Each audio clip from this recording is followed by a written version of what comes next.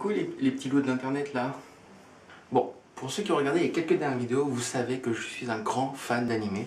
C'est pourquoi j'ai décidé de vous faire un top 10 de mes animés préférés dans lequel je vais les présenter un petit peu, voilà. On va faire des petits résumés tranquillement.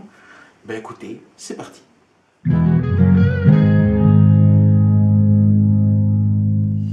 Alors cet animé c'est le dernier que j'ai regardé en ce moment, donc pour ceux qui connaissent pas, c'est un gamin de 16 piges qui s'appelle Rin.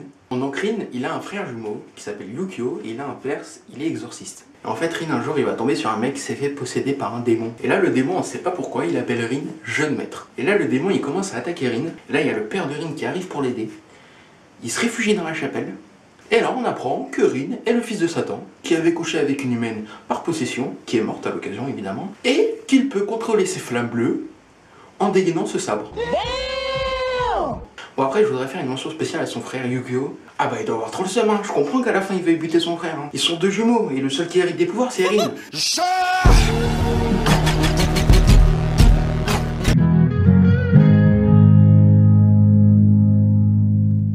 Bon cet animé m'a fait chialer, rigoler, angoisser, être heureux. Bref, niveau émotion, il y a le quota. Hein. Alors en fait, dans Assassination Classroom, on suit le petit Nagisa Shiota, qui est en 3ème dans le collège Kunugigaoka. Ouais, bah c'est au Japon ici. Hein. Et cette 3ème, elle est plutôt spéciale. Hein. C'est la classe des cancres. Vous voyez, hein, on a toujours une classe de cancres hein, à notre niveau au collège. C'est la classe, tu sais, la meilleure note qu'ils ont eue, c'est un 7. Sur 20, bon, moi j'ai toujours été dedans. Mais c'est le directeur, il m'aimait pas trop, il m'était avec eux pour que je relève le niveau. Bref, donc c'est une classe de cancres. Et tout le monde dans leur collège se fout de leur gueule. À un tel point qu'ils sont même pas dans le collège. Non, les mecs ils sont sur une montagne à 300 mètres d'altitude. La légende raconte que le dernier qui a essayé d'y monter, bah il y a encore le con. Bah ils sont dans une école aussi délabrée que la réplique qui est en bas de chez toi. Le bâtiment tu passes devant, tu t'agenouilles. Ah bah ça fait des décennies qu'il est là, le gars il a connu Molière. Et le pire, c'est qu'il a jamais été rénové. Le directeur il s'est dit, tiens, et si on laissait une classe entière mourir pour prouver aux autres élèves qu'il se passera s'ils ne réussissent pas dans leurs études? Ah tiens, et si on en parlait du directeur, Gaoko Asano. Alors déjà quel nom pété, franchement ils auraient pu trouver mieux. Et le mec, tout ce qui compte pour lui, c'est la réussite de ses élèves. Alors tu vas me dire, bah c'est normal, et je suis complètement d'accord avec toi. Mais faut pas abuser. Le gars il enterre la classe E pour que les autres élèves se sentent supérieurs. Et du coup, tout le monde leur crache dessus. Bref, sinon le prof de la classe E c'est un alien, il veut détruire la Terre le 13 mars et il forme ses élèves pour le tuer.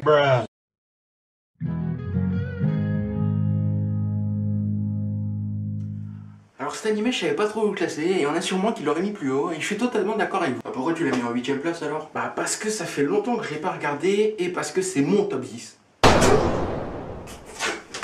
Bref, donc vérité c'est l'histoire de Lucie, donc c'est une mage, elle a des clés qui permettent de lui invoquer des esprits comme ça, ou comme ça. Bon tu m'expliqueras comment Olaf et Monsieur Krabs ont converti en coiffeur, ça va t'aider à te battre. Bon sinon Lucie elle rentre dans une guilde, Fairy Tail, pour pouvoir empocher un max de moula avec.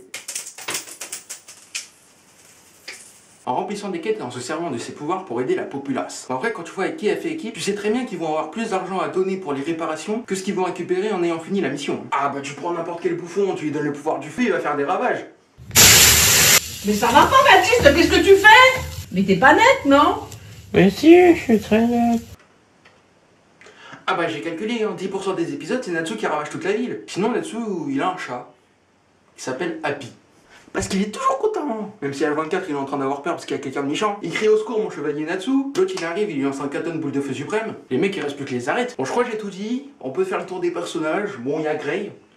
Alors lui c'est un mec qui maîtrise la glace. Bon c'est un peu comme Zoro Sanji si tu veux. Si tu vois qu'il maîtrise la glace, tu sais très bien qu'il va pas être ami avec un mec qui fait du feu. Il y en a un c'est le congélo, l'autre c'est le four. Tu captes bien qu'ils peuvent pas se blairer. A chaque fois qu'il y a Natsu et Grey dans la même salle, ça finit toujours en baston. Sinon il y a Erza. C'est une meuf qui peut invoquer des épées, des armures. Et qui peut botter le cul à Natsu et Grey en même temps. Donc autant te dire mon pote, faut pas lui chercher la merde. Dans le même site, t'as Mira Jane. C'est le rival d'Erza. Bon elle peut se transformer en démon, faut pas lui chercher la merde non plus hein. Enfin bref. Donc dans Fairy Tail, on suit les aventures de Natsu et Lucie. Eh mais il y a aussi Happy. Oh ta gueule. Mais t'étais pas mort, toi? Le gars, il est aussi utile que Sakura au début de Naruto. Bref, on suit leurs aventures à travers l'émission. Et aussi à la fin... C'est pas ce que j'ai dit, hein.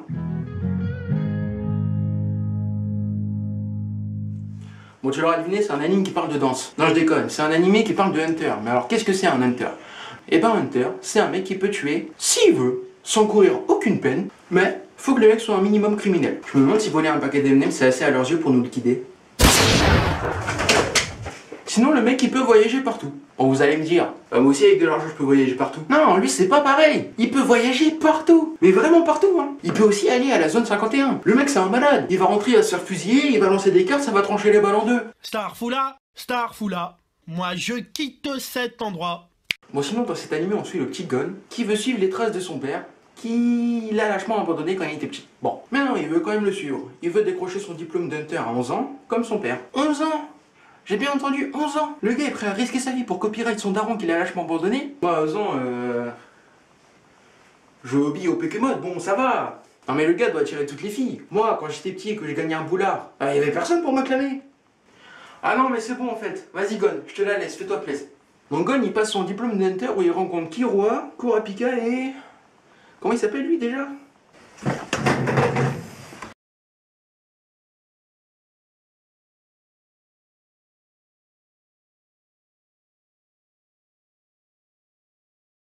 Ah, c'est ça. Non mais le gars il passe son diplôme pour avoir un max de Gishta, il a aucune race. Killua lui il le veut pour assassiner des gens sans courir aucune peine. Bon c'est un peu violent mais au moins lui Ouais non y a rien à dire, c'est juste chelou en fait. Et Kurapika lui il le fait pour... What? Le gars il veut récupérer les yeux de sa famille morte parce qu'ils sont rares. Ok mais tu vas en faire quoi? Bah il va se les foutre dans le fiac pour son plaisir personnel. Donc dans l'animé, la première et la deuxième saison, c'est Gon qui passe son diplôme. Et no spoil, je vous dis pas s'il l'a ou pas. Eh bah si. Et les 4 saisons d'après, c'est Gon et ses aventures. Mais parlons de la saison 5, la guerre contre les fourmis chimères. Bon déjà, niveau originalité, on est bon. Mais le problème, c'est leur tronche. Regardez-moi ça, on dirait des pantins avec leurs articulations. Mais surtout, le vrai problème, c'est la longueur. 61 épisodes. Ah bah même devant eux, One Piece, il s'est agenouillé, hein. Ah non, la respect, hein. Combiner 3 saisons en une seule, c'est fort. J'ai dû tout regarder, j'en ai encore des séquelles. Ah bah on m'a jamais mis une carotte aussi profonde. Heureusement que Gon, à la fin, il clame. Parce que sinon, on se serait vraiment fait chier du début à la fin.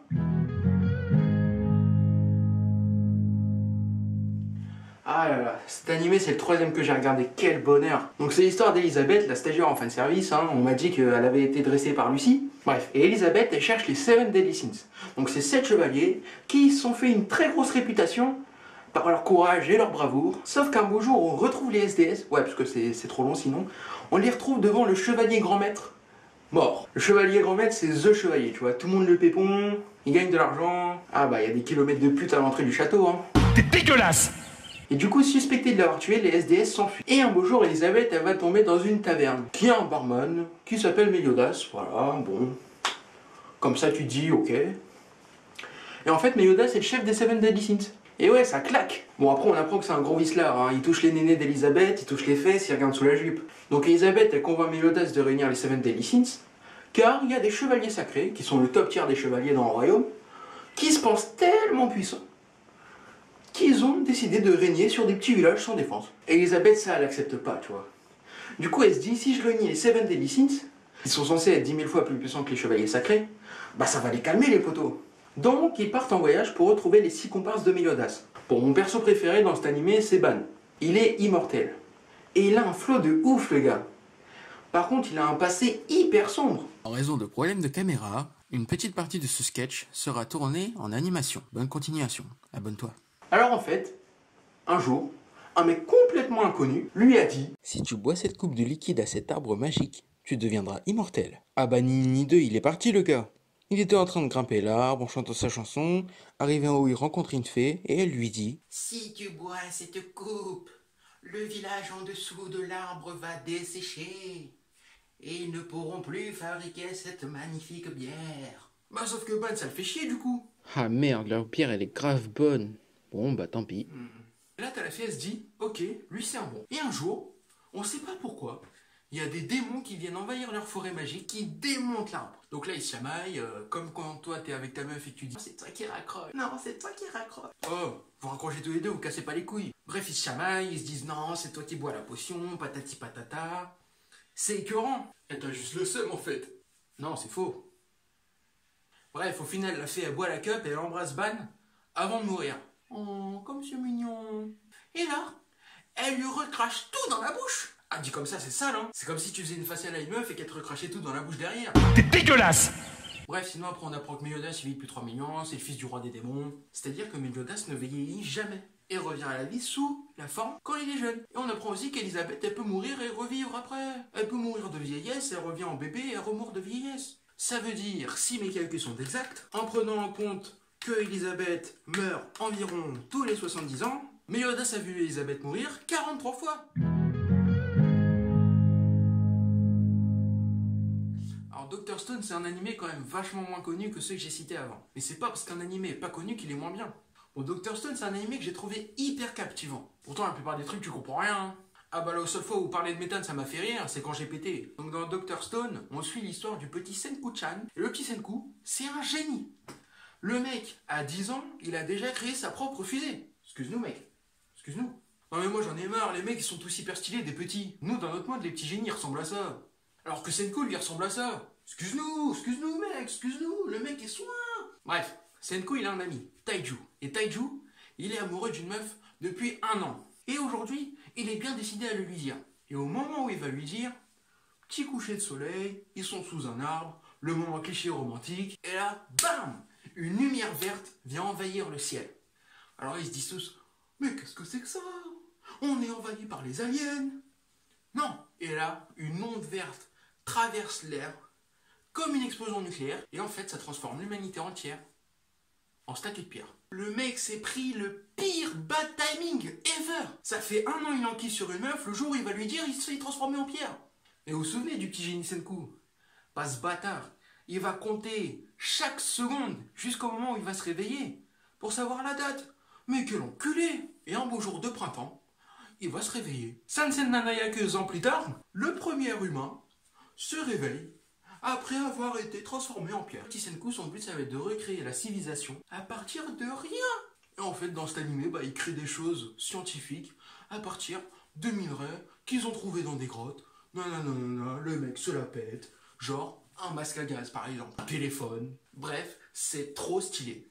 Et il explique comment faire. Bon, après, même si tu sais comment faire, tu sauras jamais créer un téléphone à partir de rien. Bref, je trouve cet animé beaucoup trop captivant. Et au niveau du dessin, c'est hyper quali. Bref, je vous conseille d'aller voir en priorité. Animé suivant, c'est parti.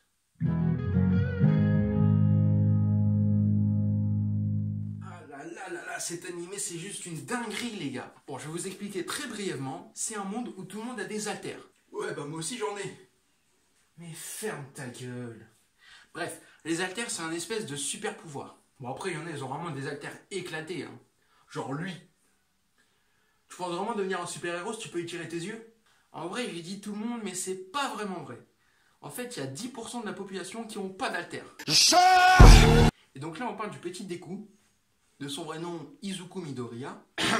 On va rester sur Deku. Et du coup, Deku, il a pas d'haltère. Et c'est un très grand fan, peut-être même le plus grand, de All Might. All Might, c'est le plus grand héros que tout le monde pépon. C'est comme le chevalier grand maître dans Seven Deadly Sins. Et Deku, il veut devenir comme lui. Donc, il va passer le concours d'examen d'entrée pour le lycée des super-héros. On va déjà trouver un meilleur nom. Et vous avez bien compris que sans haltère, ça va être compliqué. Bon, pour la suite, il faut introduire un nouveau personnage.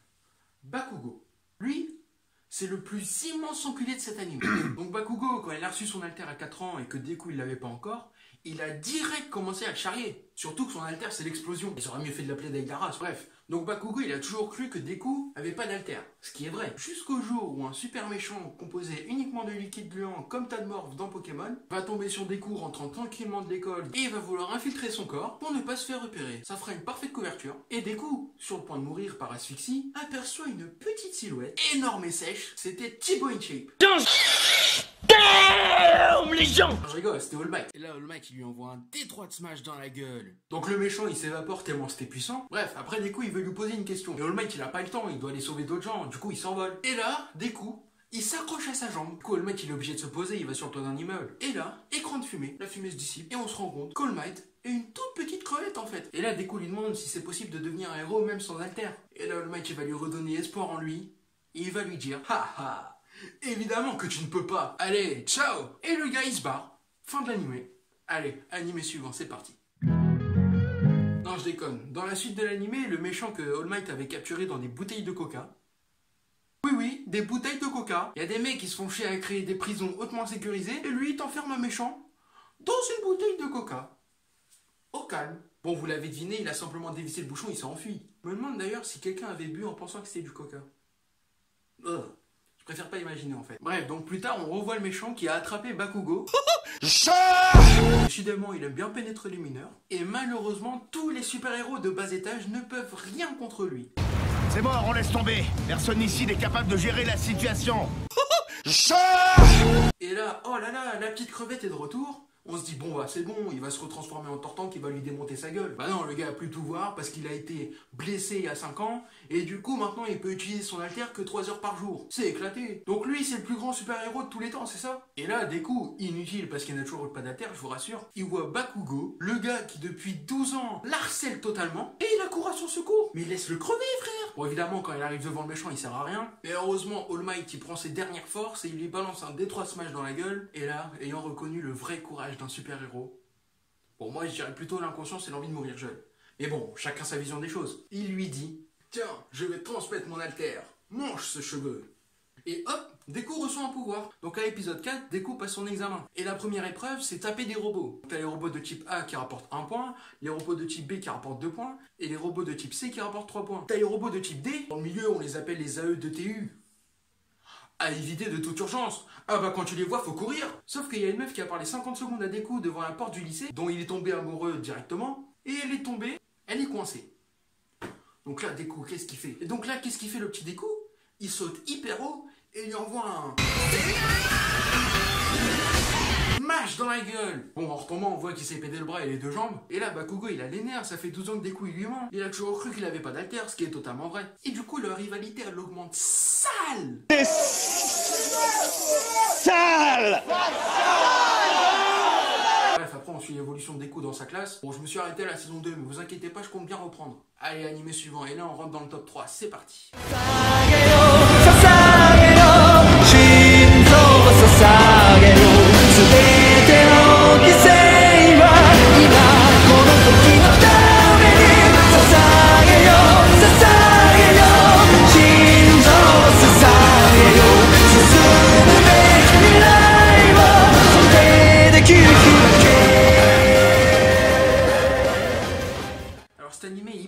Hyper sombre. On sent que ça respire pas la joie de vivre quoi. Déjà on est dans un monde où l'humanité s'est fait anéantir par des titans. Et ils sont plus que 500 000 entre 3 murs ronds. Bah autant dire que c'est pas sécure. Et heureusement que les murs ils font 50 mètres de haut. La légende raconte qu'après que des titans aient bouffé quelques humains, ils ont décidé de les monter à 50 mètres de haut.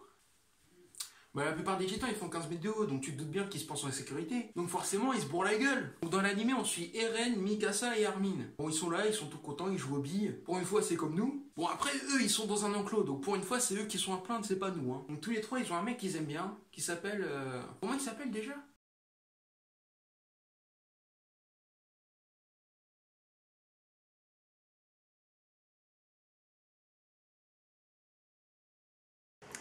Ah, je me disais bien que c'était ça, ouais. Donc lui, c'est Hans. Donc si vous voulez, Hans, il était en train de se bourrer la gueule avec d'autres mecs de sa division. Ah oui, parce que t'as 3 divisions. T'as la brigade spéciale, donc eux, c'est ceux qui sont avec le roi et qui branlent rien de la journée. T'as la garnison. Normalement, ils sont censés protéger les civils, mais on sait très bien que la seule chose qu'ils font, c'est jouer aux cartes et se bourrer la gueule. Hein. Et t'as le bataillon d'exploration, donc ça, c'est l'apéro des titans. Ils sortent tous les 3 mois des murs, ils partent, ils sont 60, ils reviennent, ils sont plus que 10. Et donc, notre cher gros enculé Hans, il était en train de jouer aux cartes et de se bourrer la gueule, quand tout d'un coup, BAM! Un titan de plus de 50 mètres dépasse le mur et pose sa main au-dessus du mur. Le titan colossal. Et là, BAM! Un autre BAM! Un titan vient de défoncer la porte du district de Shiganshina, donc là où habitent Eren, Mikasa et Armin. Il vient de laisser un trou béant qui laisse s'infiltrer un max de titans. Le titan colossal, pas du tout.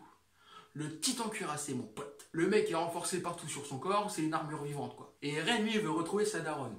Donc il retourne à sa maison, il voit sa mère, elle est coincée sous les décombres à cause des titans. Et du coup, à 5 ans, avec sa force de mouche, il croit qu'avec Mikasa, ils pourront soulever la poutre. Pendant ce temps, Armin le peureux, qui décide d'aller se réfugier, croise Hans. Alors il lui dit, vite, va aider Eren et Mikasa, ils sont en train d'essayer de sauver sa mère. Donc ni une ni deux, il prend son équipement tridimensionnel, et il va chercher Eren et Mikasa. Et là, un titan arrive. Ce titan. Bon déjà, tu vois qu'à sa gueule, il fait flipper. Donc Hans, il fait, vous inquiétez pas les enfants, je m'en occupe. Et donc quand il arrive devant le titan, et bah tout le courage qu'il avait accumulé pour aller devant, il n'y avait plus rien. La jauge de courage, elle est passée de 100 à moins 10 000. Donc il revient, il prend les gosses et il se barre. Et là Eren, il voit la scène la plus tragique de sa vie. sa daronne qui se fait bouffer par le titan. Devant ses yeux. Donc autant dire que l'animé commence pas hyper joyeusement. Bon après t'as Eren qui veut intégrer le bataillon d'exploration. Il dit au Major Erwin, j'ai la clé de ma cave, à ce qui paraît il y a le secret des titans dedans. Erwin il lui dit, ok bah on va sacrifier des centaines de personnes pour aller ouvrir cette cave. Alors que ça se trouve dans la cave il y a juste un vieux grimoire avec des légendes. Ouais sinon aussi à un moment il y a Eren il devient un titan. On sait pas pourquoi hein, mais c'est comme ça.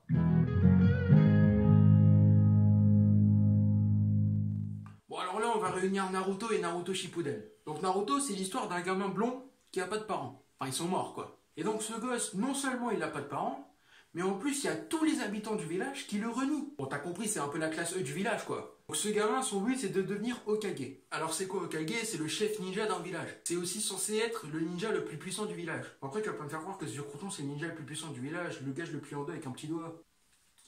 Non, mais je parlais de quelqu'un d'autre. Donc, pour que Naruto réussisse à être Hokage, il faut déjà qu'il devienne un aspirant ninja. Sauf que Naruto, il se dit, bah, vu que je suis seul au monde, si je fais des conneries, les gens vont me porter de l'attention. Du coup, il a commencé à faire des conneries de plus en plus grosses. Et un jour, un mec vient le voir, on sait pas d'où il sort. Mais j'ai oublié son prénom, attendez. C'est quoi déjà ?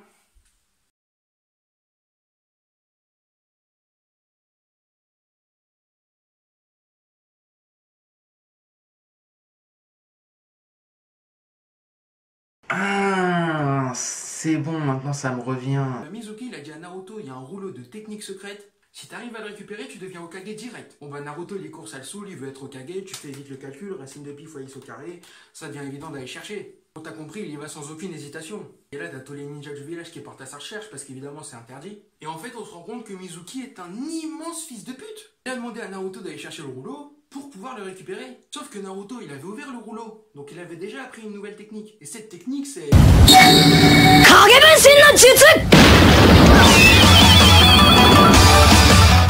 Et donc, il l'a défoncé.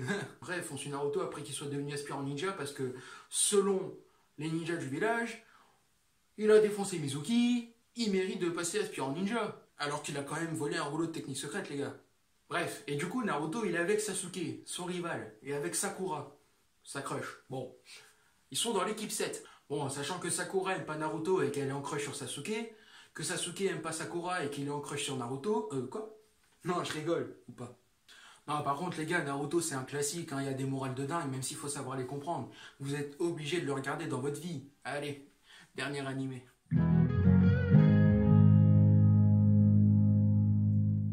Ah bah c'est évident, je pouvais pas parler de manga sans parler de JoJo's. What? Parler de JoJo's. Ah bah c'est évident, je pouvais pas parler de manga sans parler de JoJo's. Non je déconne, vous êtes des malades ou quoi vous?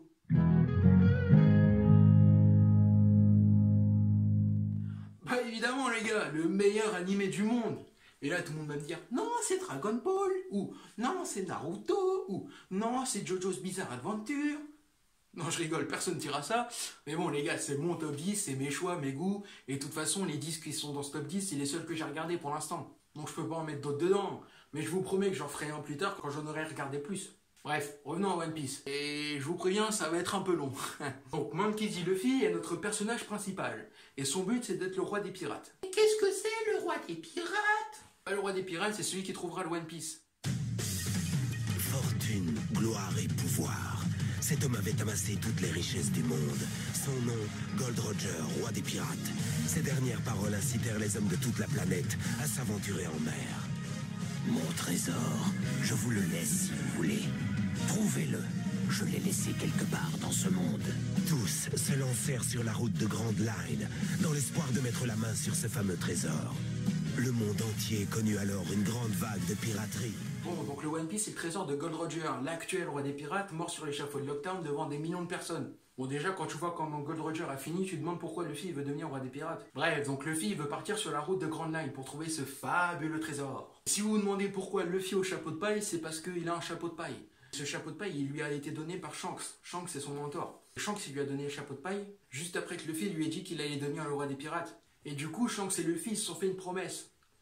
Ils se sont dit que Luffy devrait rendre le chapeau de paille à Shanks une fois qu'il sera devenu le roi des pirates. Bon, déjà, c'est hyper beau comme promesse. Bon, Luffy, t'as compris, son chapeau de paille, ça devient son plus grand trésor. S'il se le fait voler, comment il fait quand il sera devenu le roi des pirates? Bon, si la lumière est allumée, c'est parce qu'il fait trop noir sinon. Luffy va partir en mer pour former son équipage, composé de Zoro, Nami, Usopp, Pipo dans le manga papier, qui est vraiment un nom éclaté au sol, Sanji, Chopper, Robin, Franky et Brook. Et Jinbei, mais on sait pas trop s'il est là en fait. Ils ont à peu près tous des histoires très sombres, hein. C'est-à-dire que Brook, il a mangé le fruit de la résurrection. Donc c'est-à-dire que quand il meurt, il peut revenir à son corps pour revivre. Bon, ça marche qu'une seule fois évidemment, sinon ce serait trop cheaté. Sauf que Brook, là où il est mort sur son bateau, il était dans un endroit qu'on appelle Thriller Bark. Il y a vraiment beaucoup de brume. Donc forcément, Brook, son âme, elle s'est échappée de son corps, il a jamais retrouvé son corps. Il est revenu 50 ans plus tard, c'était un squelette le truc. Après, il y a Franky. Bon, Franky, c'est devenu un homme cyborg. Il a voulu arrêter un train à Water 7, l'endroit où il est. Bon, t'as bien compris qu'un gamin de 15 ans qui est contre un train, ça fait pas mon feu. Donc il s'est mis des plaques de métal dans le cul. C'est devenu un cyborg, le gars. Bon, après, t'as Robin. Robin, elle a mangé le fruit de l'éclosion. Bon, le fruit de l'éclosion, c'est quoi? Tu peux faire apparaître ta partie de corps n'importe où. Bah, c'est de là que vient l'expression tête de cul, hein. Et Robin, ce qu'elle a vécu dans son enfance, c'est-à-dire que sa mère est morte. En fait, sa mère, elle était chercheuse. Elle cherchait à savoir ce qui s'était passé dans le temps ancien. Le temps ancien, c'est quelque chose que le gouvernement mondial ne veut pas déterrer. Bon, du coup, quand la mère de Robin, elle a voulu chercher ce que c'était, ils ont envoyé un Buster Call. Un Buster Call, c'est quoi? C'est plein de navires de la marine qui arrivent devant l'île et qui détruisent l'île à coups de canon. Bon, c'est pas hyper joyeux, quoi. Après, il y a Chopper. Chopper, c'est un reine qui a mangé le fruit de l'humain. Et Chopper, il était persécuté par les reines de son troupeau. Bon, déjà, tu te dis comment un reine, il peut persécuter un autre reine. Et en plus, le pire, c'est qu'il était persécuté parce qu'il avait un nez bleu. C'est vraiment la pire raison de se faire persécuter, quand même. Du coup, il a quitté son troupeau, il a mangé le fruit de l'humain, et il est arrivé à un endroit où il y avait un docteur. Docteur Iluluk.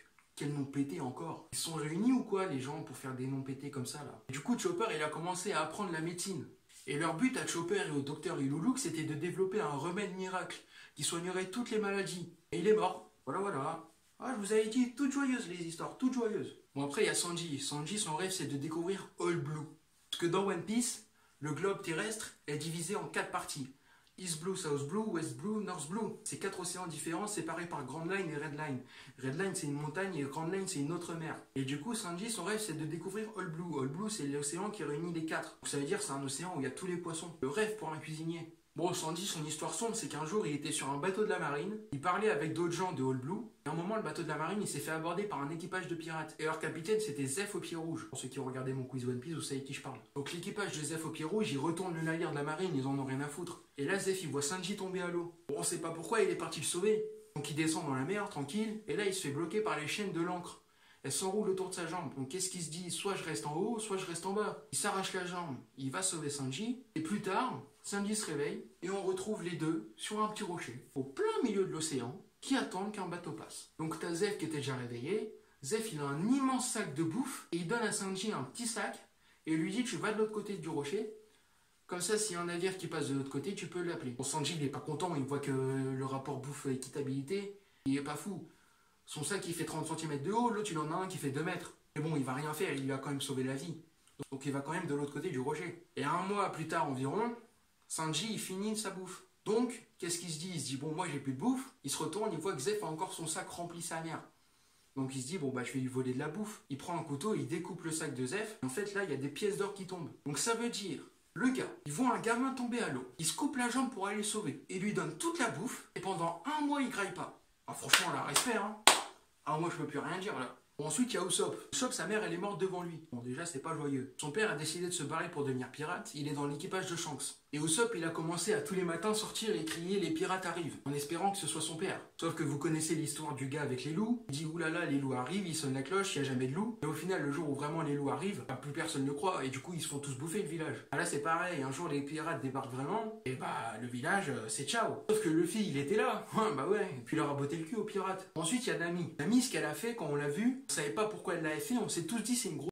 Parce qu'en fait, elle avait volé le trésor de Luffy, en faisant croire qu'elle était dans leur équipage, et au final, elle a pris le bateau, elle s'est barrée. Et après, on voit que Nami, dans son village natal où elle vivait avec sa soeur et sa belle-mère, il y a des pirates qui sont venus et qui ont imposé leur règne. Des pirates hommes-poissons. Les mecs ont une force décuplée, qu'ils soient sous l'eau ou hors de l'eau, tu peux pas les battre. Sauf que Nami, elle est maligne. Elle a dit au capitaine qui s'appelle Arlong, on passe un pacte.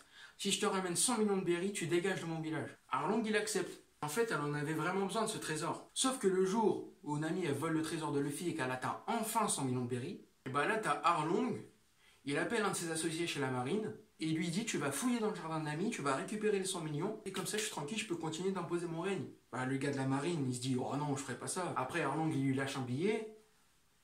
Bah tout de suite les 100 millions ils ont disparu hein. Et du coup Nami elle a dû tout recommencer. Ah, sauf que Luffy il est arrivé, il lui a botté le cul. Et du coup Nami elle a décidé de rejoindre l'équipage.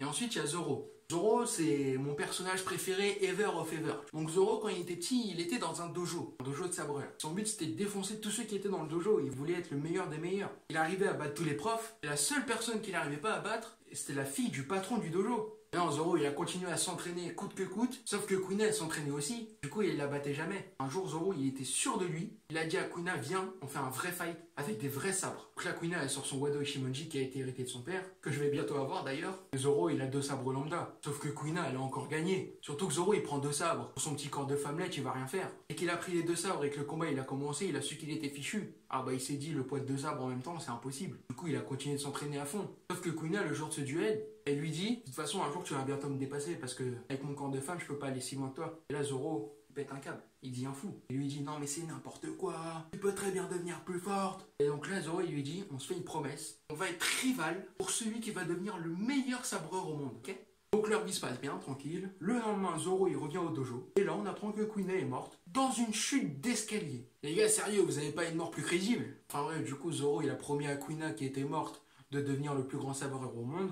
Zoro il a un charisme et un sens du devoir à toute épreuve. Vous voyez, Zoro il dort beaucoup. Quand des gens l'appellent et qu'il dort, il s'en branle.